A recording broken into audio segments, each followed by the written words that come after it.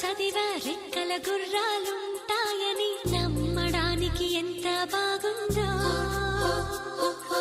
బాలమిత్ర కథలో చదివా పగడపు దీవులు